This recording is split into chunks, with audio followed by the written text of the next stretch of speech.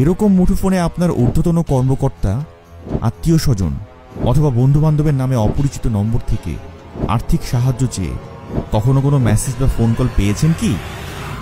তথ্য প্রযুক্তির অপব্যবহার করে প্রতারক চক্র প্রতারণার কৌশল পরিবর্তন করছে প্রতিনিয়ত।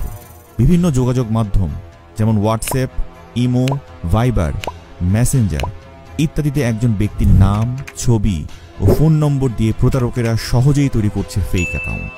আর এসব ফেক অ্যাকাউন্টে পরিচিত মুখ ও নাম দেখে আমরাও করছি বিশ্বাস, আর এভাবেই প্রতারিত হচ্ছে প্রতিনিয়ত। সাম্প্রতিক সময়ে এমন বেশ কিছু ঘটনা পরিলক্ষিত হয়।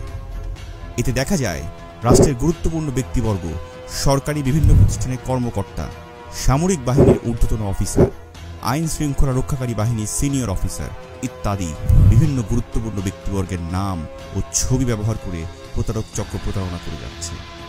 বিভিন্ন সময়ে নিজেকে ঊর্ধ্বতন কর্মকর্তা পরিচয় দিয়ে সাধারণ মানুষের সরলতার সুযোগ নিয়ে হাতিয়ে নিচ্ছে অর্থ।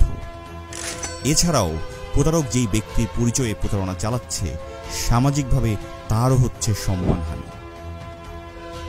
তাহলে এই প্রতারক চক্রের কবল থেকে বাঁচতে কি করতে পারি আমরা? অপরিচিত নম্বর থেকে কল বা মেসেজ আসলে প্রথমেই তা নিশ্চিত হতে হবে। কল বা মেসেজের মাধ্যমে আর্থিক সহযোগিতা চাইলে আগে যাচাই করুন, পরে সিদ্ধান্ত নিন।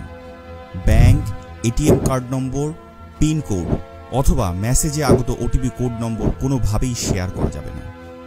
আপনার ব্যক্তিগত তথ্য কাউকে প্রদান করবেন না।